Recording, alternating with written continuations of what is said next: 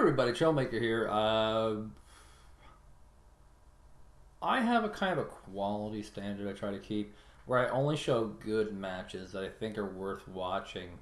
And I mean, with a giant tournament, there's absolutely no way to assure that every single match will be amazing. It's absolutely impossible. So what I'm not going to do is I'm not going to show crappy matches. So what I've done is a kind of a gong reel of like the worst matches so far in the tournament that I just don't think are worth watching at all. Three of them total, fairly short. Just kind of giving a commentary of what went wrong here, basic concepts, whatnot. Yeah. Hopefully there's some good matches coming up. There's still three from round one, and round two will be kind of sort of maybe beginning relatively soon. And yeah, hope you guys enjoy.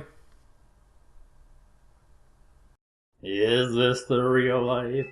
Is this just fantasy?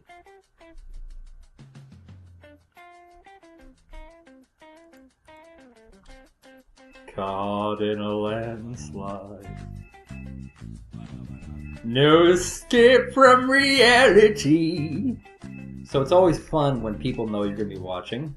And I overwhelmingly think that the funnest team of this tournament will have to be the Fourth Shock Army, who are absolutely the funnest people, just having a ball with these little markers here. Nothing super serious here. But of course they're playing against no unit. Come on! How can you get that kind of odd in your luck? They're playing against one of the greatest teams in the game period, last year's winners. Of course they can't take this too seriously.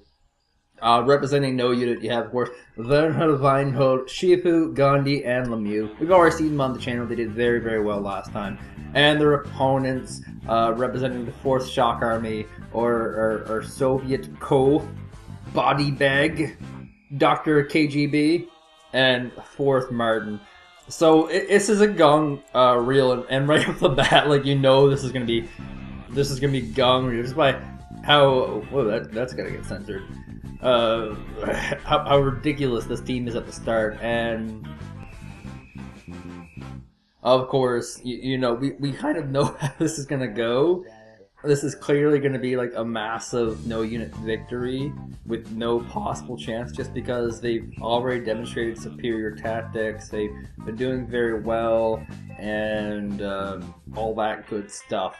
It's a short match, the score is not much for anything at all, and as you can see, clear +4 starter. Not enough command vehicles coming out for the Fourth Shock Legion.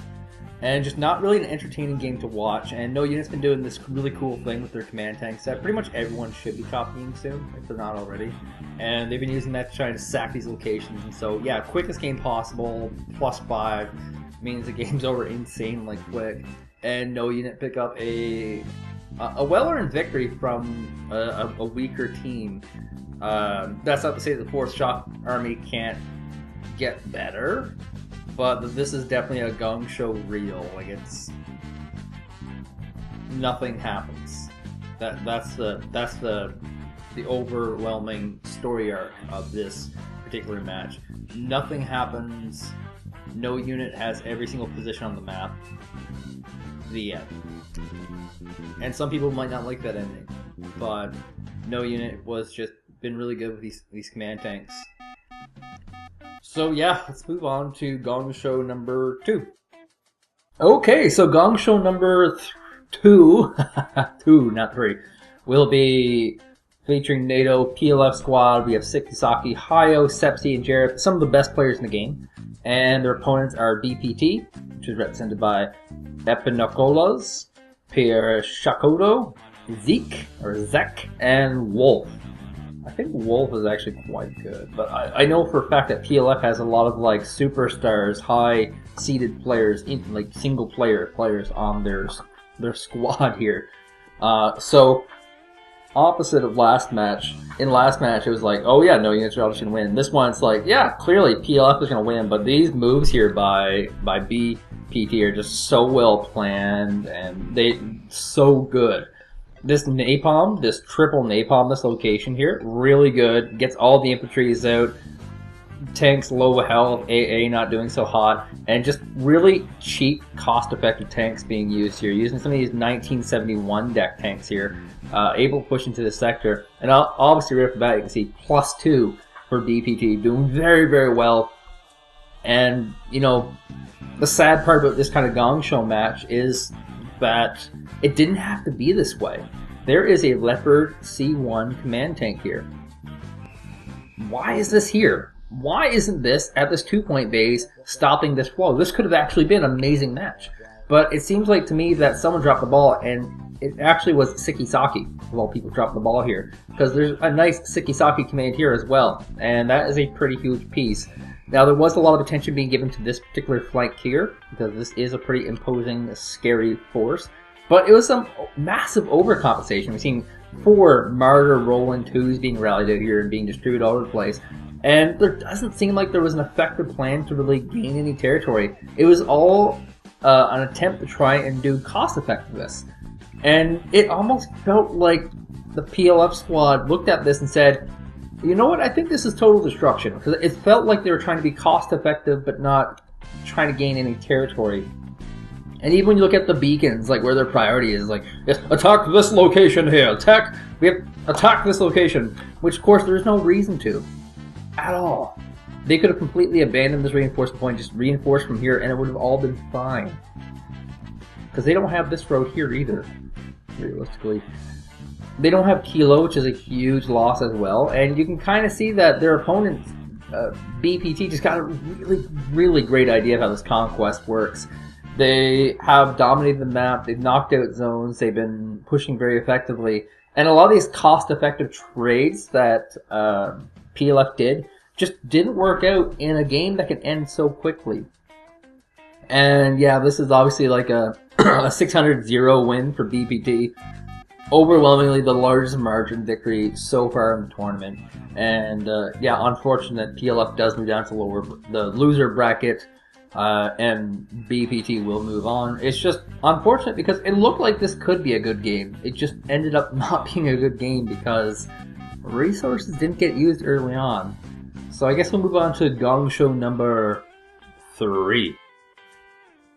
Alright, and so for our final Gong Show reel, we have Team What, which is, I'm guessing, a team that Wolf Eater just made on the spot, versus Team Anonymous, which is made of Captains, Turshock, Trusty, and Zuko Dim. And you're probably wondering, where is Wolf Eater's team at? And my guess, and I think it's a pretty sizable guess, is that his team was off playing Total War Rome 2. And they decided not to show up for this tournament. And so Wolfier was kind of left by himself in a position where it's like, well, I forfeit, or I play the match. We lose, we go to the loser's bracket, and we have a chance there if my team shows up. Possibility. But yeah, this is a Gong Show match. Wolfier, of course, is actually a really great player. He actually is. He's one of the top in the game. But there's a difference between one really good player playing against 4 people in a total destruction match, and one really great player in a conquest match. In conquest, you have to worry about every single individual flank. It's not just trading cost effectively, it's not just winning the battles, it's about winning positions. And that's something that's a lot harder for one person, or for one person to do, that team's much better at. And it's a big reason why this tournament's been so focused on conquest format. And like it's a pretty brutal situation, because without being too offensive to Anonymous, their team isn't composed of amazing players. They're not players who are just overwhelmingly going to smash through this tournament. Not without a lot of practice, and they will struggle throughout the tournament. They should not be able to beat this team. But scheduling conflicts, whatnot, here we are. And I mean, they know it's a 4v1, so they're going to try and do as much wonky multi-pronged stuff as possible, which is the smart thing to do. Always do that. And of course, Wolf here is doing a lot of, like, what do we call standard good play? Like, he's just playing very, very well, putting some forward infantries, trying to gain ground with reinforcement blocks, not taking any territories that he can't maintain. But of course, that tactic works well in Total Destruction. It doesn't work so well here. And this is like kind of cute stuff you can do. He has 2 AA and he has 4 tanks here. This will block off any kind of airstrike, and it'll also, you know, stop any reinforcements from coming in. Not really positioned effectively, of course, because the chieftains have to move up to here in order to fire, but all the while, it's still good. And you can see the income difference here is huge. Like, Wolf Eater is able to afford like 2 Leopard 2s, 4 Chieftain Mark 10s right off the bat. That's really expensive. You can only usually afford 1 per person. And so he's just being really cost ineffective here with his tanks, trying to push, use that money advantage. But yeah, the ground advantage is just way too good for Anonymous. So in this Gong Show match, absolutely Anonymous will take the win very easily against Wolf Eater, not really sweating at all. And I think we have 2 or 3 matches left for round 1. And I'm kind of hoping that I won't have to do another Gong Show reel. I hope that they're all really great matches, worth watching.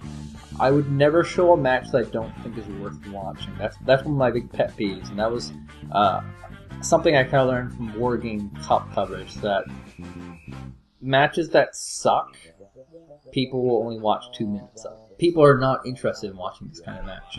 It's boring, it's stagnant, there's no action, nothing happens, there's no tactics. It's mostly along the lines of like, well, I put my tanks behind here, and you put your tanks behind here, and we're just going to sit around and wait for the end of the world to happen. Now, I will say on behalf of Wolf Eater, that of the entire Gong Show reel here, he has been the top performer of the Gong Show. Yes, he will lose 600 to 0, but he won't lose as fast as everyone else, and as inefficiently as everyone else. It kind of looks like in this match that he might actually have a chance at some points, just because there's some funny things happening here. One big funny thing is right here. He has the reinforcement block here, he has all the units coming in instantly destroyed. He could actually very easily move in, kill off this command armor. Now keep in mind, he doesn't know. He doesn't know that, but he could easily do that, and level it off. He could push even further with the giant mothball tanks and just win the whole thing. That could have happened. It didn't happen. Absolutely didn't happen. But he's overwhelmingly done better than the entire other Gong Show reel. But you gotta keep in mind, it's the Gong Show reel. Being the best or the worst is by no means going to be a reward that you're gonna brag to all your friends in that Eastern European accent. You know, that's one, like, hey guys, I am number 1 at the number 10. I'm number 1 of number bad. You know, it's just not gonna be cool.